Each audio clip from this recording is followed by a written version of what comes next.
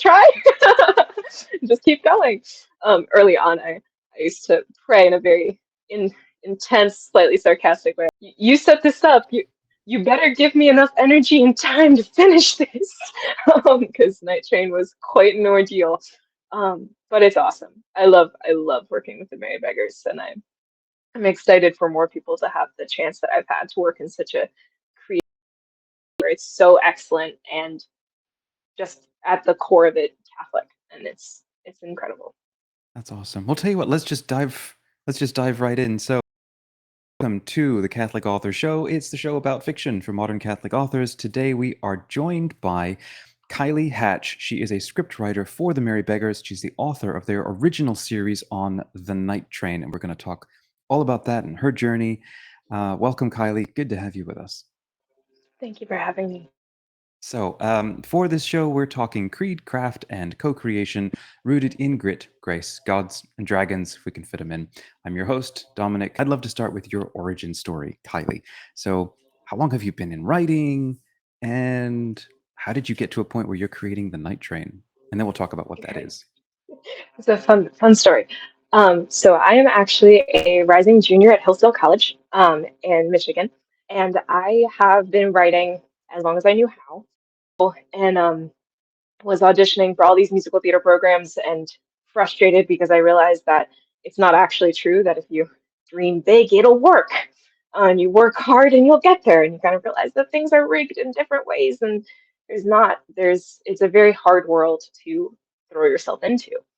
And I went to this one program and started hearing writers and directors, which is the beautiful part about this podcast, just hearing writers talk, because you don't normally, you kind of take it for granted. And I kind of realized I was like, I write as much like it's breathing for maybe I should think about that.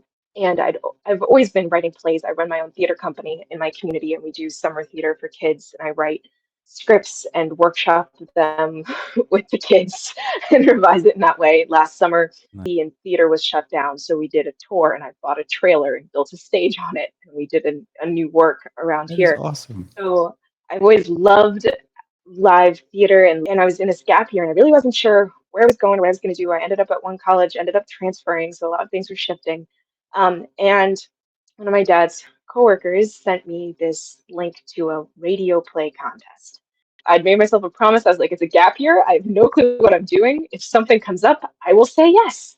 So I procrastinated for a week, and then I wrote I Do Like the Rain, which is a 10-minute radio play that's on the Mary Beggars website, in 3 days. And I sent Wow. it in, and I lost the contest.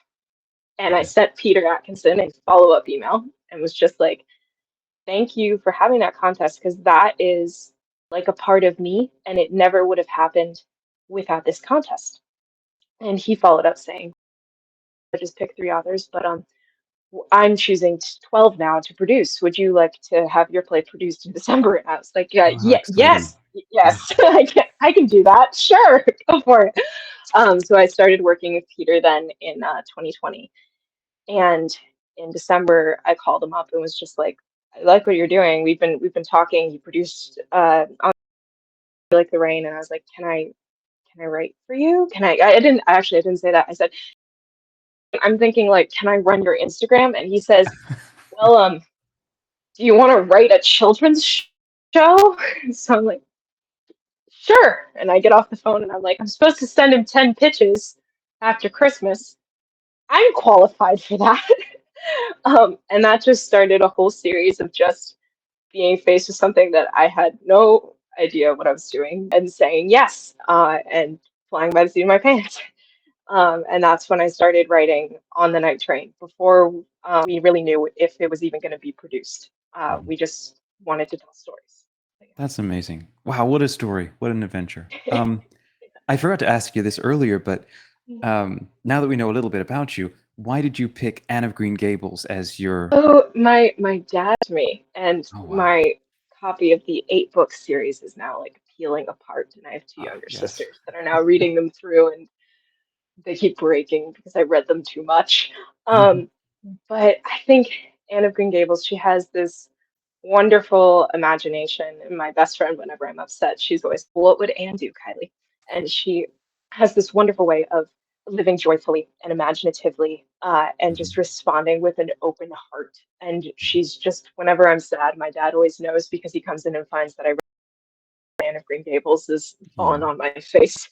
okay. Um, but so she's always been just this imaginative, lighthearted. That's me. That's I'm not redheaded clearly, so I'm more of a Diana.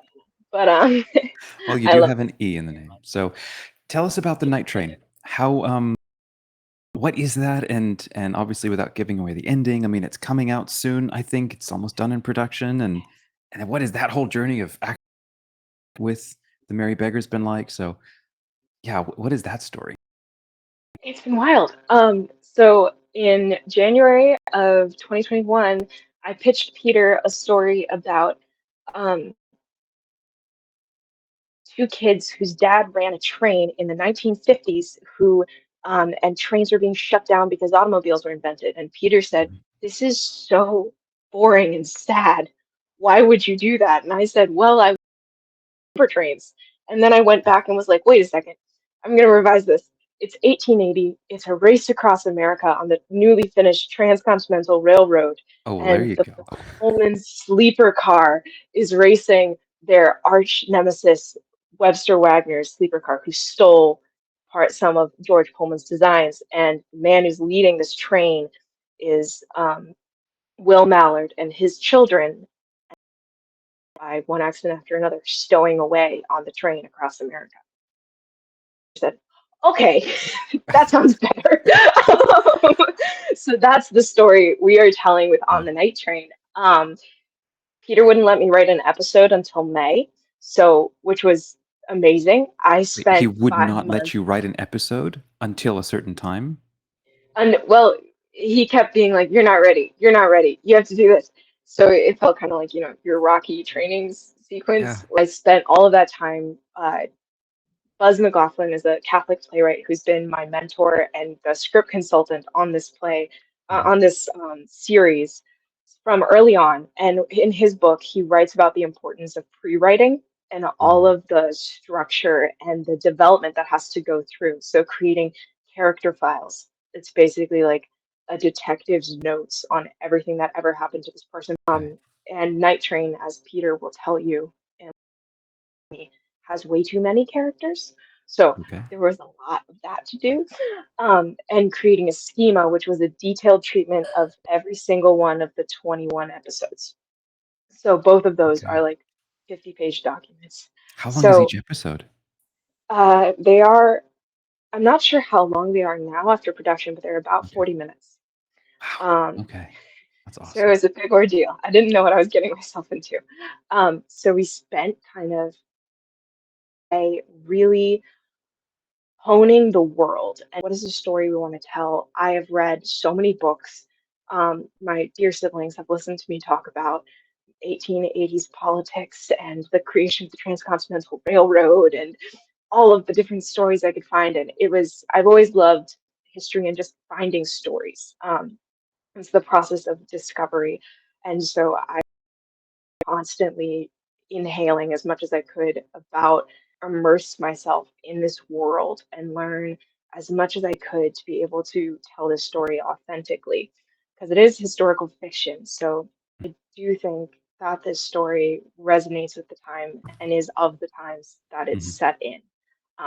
And every time I get a sketch from the graphic designer or Peter shows me like a sneak peek of the trailer, it's just amazing to see how my kind of skeleton, like the coloring page I drew, is being filled in by all these actors. And then I went back to school and tried to write episodes through that. And we finished at Easter of this year. The 21st episode was done and revised, and then they recorded in June. And now we're putting together all of the soundscapes, and I just get to kind of watch, and Peter lets me come in at different points, and I love working, like, throwing things at me and being like, "Do you like that?" We're like, he's like texting me yesterday, like, "So the door to this area, that's like a pull door."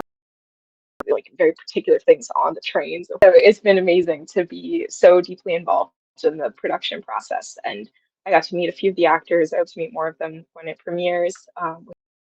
Weekend of September 10 and 11 Mhm. on Relevant Radio's network and to the website on thenighttrain.com and all the other podcasts. So it's just getting started. I'm just seeing the world come to life, but it's also been an amazing experience to just I trust the Merry Beggars and I love working with them. So it's never been like a, oh no, they're gonna ruin. It's just always been this intensely collaborative process and finishing writing before anyone has listened to it or read it or any of a wonderful uh, end for me in itself. It was completed and it was just this incredible process that I've been so grateful to be a part of. And so everything that has happened since then, from recording, meeting the actors who all loved the script, which I found myself surprised by, which I really shouldn't have been surprised. Peter was saying how they were awesome to have like improving because the world was so real for them that they Oh, would just go cool. off in different ways and imagining fuller parts about the world, which is exactly what you want. You just want to give someone a recipe and then Yeah. see how they play and improv with it. And now it's kind of seeing like the music and the sound and the sketches and everything. Every time I get something, I always want to cry because it's just like, whoa. And now that it's kind of taking on this new life of its own, it's just this constant discovery and gratitude. Thankfully, so much bigger than me, because that's what I pray is just that if it's big enough, then it's bigger than my own shortcomings and can be better. Okay, I'm curious about like the craft of this process. Like you're kind of writing it like a short story, I imagine. A story that's 45 minutes, and then you say you've got multiple characters, and you're doing all this It's pre-writing 40 and characters. research. How many? 40. That's what I thought you said. Okay. Um, so how do you handle that? I mean, are you like the sole person kind of writing everything? You bouncing these story arc ideas off of Peter or other people, or Everything was kind of pulled apart and examined, and it would just be like, well, they said this, why'd they say that? And it was just a lot of Buzz and Peter like really leaving. I would go in and there would be like 390 oh, comments. yeah. And I just had to, that was the biggest lesson I learned was like, my mom says, you just got to take the criticism like a hug. That's what she told me. And that was the biggest lesson was learning to engage actively with this all of these notes from like tiny things like articles and word choice and is that accurate to the time period or just is that accurate to the person. Or Peter at the end of one episode goes, I don't feel like anything happened in this episode. Should we just cut the whole thing? And I just remember closing my laptop and being like, I can't deal with that right now. Yeah. Buzz and I talked him out of it, but it was great because everything I had to learn to really take ownership. And there, I realized going in, like Peter would keep telling me things, and I'd be like, okay, but there were a few things going through the process that I was like, oh no, I will die on this hill. I will not shift. And those were the most incredible conversations. Where I'm so grateful that the Mary Beggars is Catholic and also has a sense of excellence because we long calls where we finally like getting on the same page or talking about how we were going to treat this issue or that or how these characters were going to interact and what Wow. these character arcs were going to be for and just really all these writers rooms like workshopping the story really that's where it came through where I was just Mhm. kind of like the channel that everything was coming through. So it went from taking me 13 hours to write a first draft to 7. um Great, and just shows how much Okay. like the pre process and everything worked because then I got to know the world and I knew how to kind of like tap in and tap out and just show up and let it be craft, not Mhm. always just creative magic because Right. that always comes. And I love the story and I love going back into the world every time. When it comes to characterization and creating a character that's especially your key characters, they're going to endure over 14 episodes. 40, sorry. How many episodes? 21 episodes. There we go. 21. 21 episodes. Okay. How do you do that? Create a character arc that allows something to happen in each. episode, but then still there's the larger, I don't know, a larger journey that they're on. Like, how were Yeah. you? What did you learn about that through this process? Oh, wow. That's a fantastic question because I learned a lot. The starting point was Buzz McLaughlin's book, A Playwright's Process. That was, and then a ton and diving into the history of this, particularly of the Pullman Porter and his experience. That the Harold Milton is the porter on the night train who discovers Edith and Paul, who are stowing away on the train.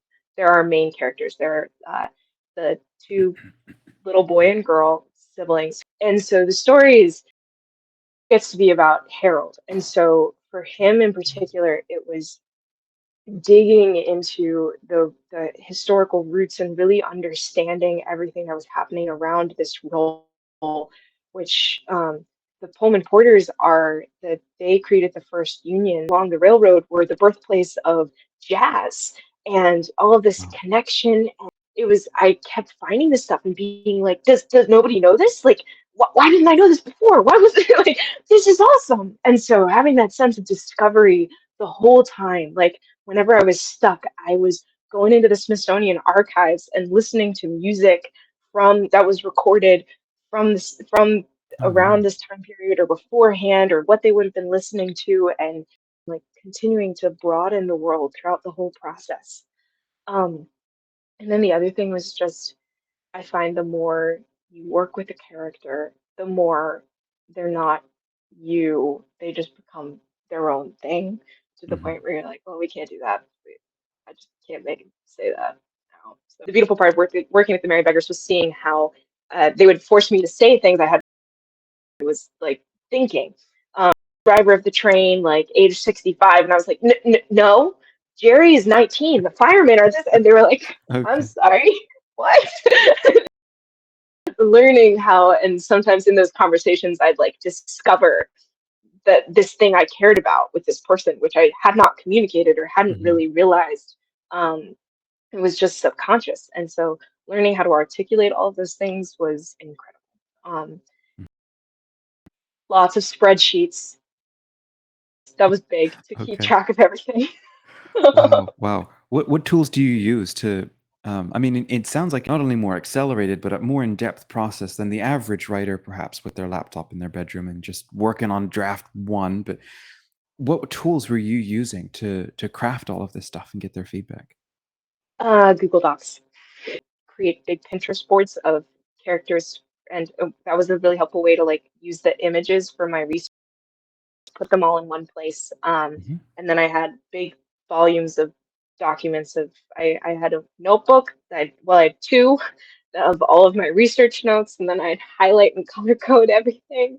Um, and then we did all of our collaboration on Google Docs, and then just had a lot of Zooms because it's been remote for yeah the entire time. Big artist I can copy, so I was like drawing the train, and then I'd like pick it up periodically and be like, no, no, no, the luggage car is here, the lounge is up here, so we're gonna have to go through both of them. Okay, so you're I a was train so expert by the end of this.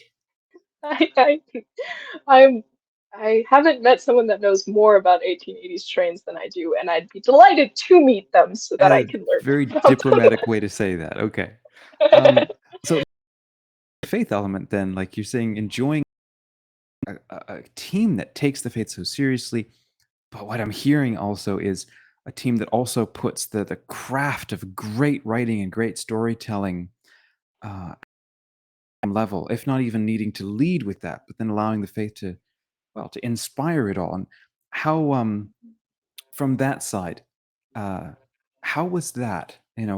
um, so one of the biggest things is we start and end every meeting with a Hail Mary. And Our Lady of Guadalupe, JP2, I pray to him every day. My little prayer card on my phone. Um, and so having that kind of sense at all times for all of us was this work is ours, but it's a gift that it's ours. It's not about me. All of us kind of had that uh, underscoring everything was this is for my siblings, for this is for my children, this is for this for a long period of time, thanks be to God, because of the gift we've had to be a part of this bigger network. Um, and so this is gonna have a life of its own, and people who have never met me will be able to enter this world. And that is an extreme responsibility. But having kind of a supernatural sense of what that means, and then that kind of just is the bottom line of this that allowed for that intense collaboration.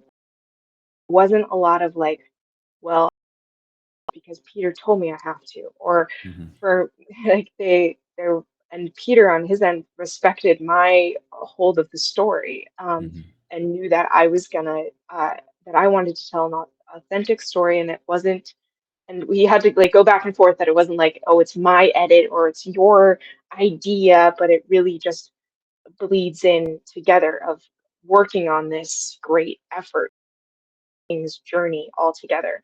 Mhm. Um, and then just having the sense, I remember Peter told me early on, when we were still getting to know each other, how his acting training at Columbia, like different techniques, had helped him in just being able to pray or focus when sitting in front of the Blessed Sacrament. And I found the Oh. same thing is your level is a funny way of putting it. Your level of put can't exceed your level of prayer. Um, for me to finish on the night train, which at a lot of times seemed impossible, I was just trying to finish episode 7 and then get to episode 8, and then it was just the baby steps. I'm just gonna keep my head down. And then I started looking, and Buzz kept telling me, like, Kylie, do you realize what you're doing? Like, this is crazy. And I'd be like, no, Buzz, I don't. I'm not gonna think about that right now. But just I had, if I did not carve out more time for my prayer life, for my interior life, I was not going to be able to grow to the output of this story. Mhm. And just, I had to, and that was the beautiful part, I had to grow in my own personal formation to be able to um, do this act of co creation, the sub Mhm. creation, and to kind of participate in that as it does. Like, says sometimes like, and the muse be with you, and then like kind of in parentheses like the Holy Spirit. We know it. Right, right.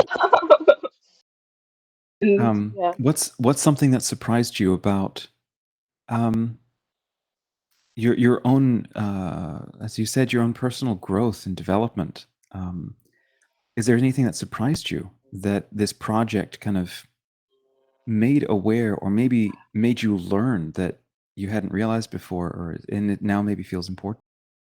Anything well, stand out? now I'm a writer There you go. in a way, and I have this body of work, and the entire time, like especially for me, it was great when I turned 21 because then it was a little less obvious that I was younger than everybody.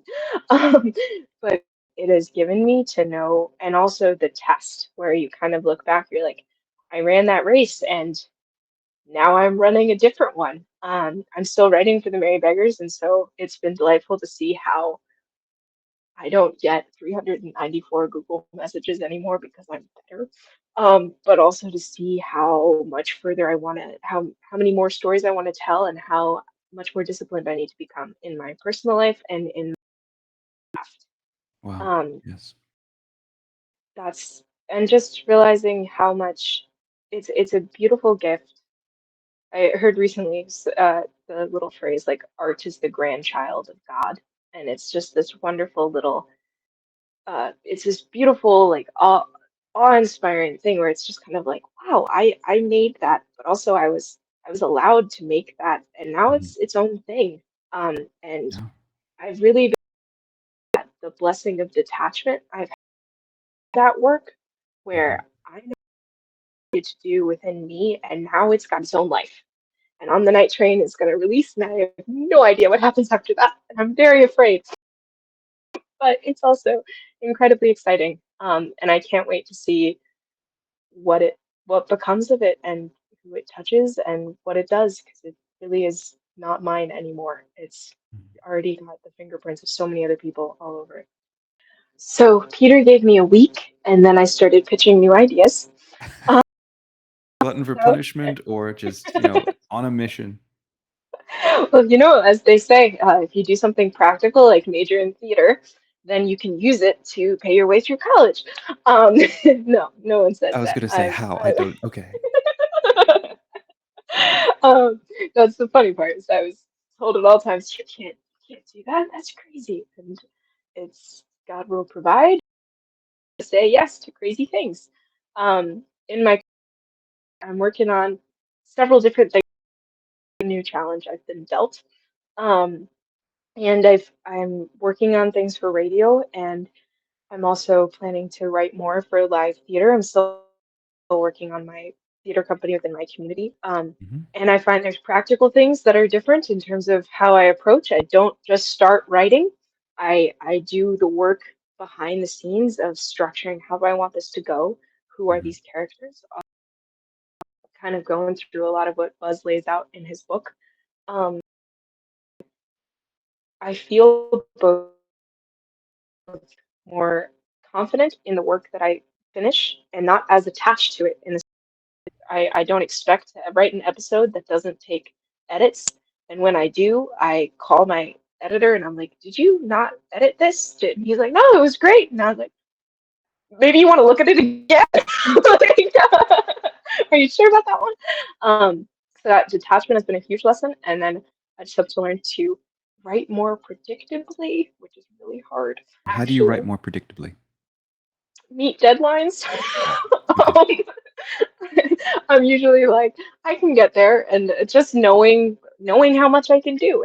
And the hard part about creative work, as I'm sure you know, is everything that you intake um, determines how much you can output, as it does anywhere. But I think just in creative work, it becomes very clear. Like I can Hmm. have a rough day and still clean the bathroom, but I can't write a script at that point. To discipline myself to work the craft and the life of the writer, which is a wonderful life, but it's also something that I'm still trying to learn. I know that I need ways that I can um, write in a sustainable manner and write in constant, like with consistency.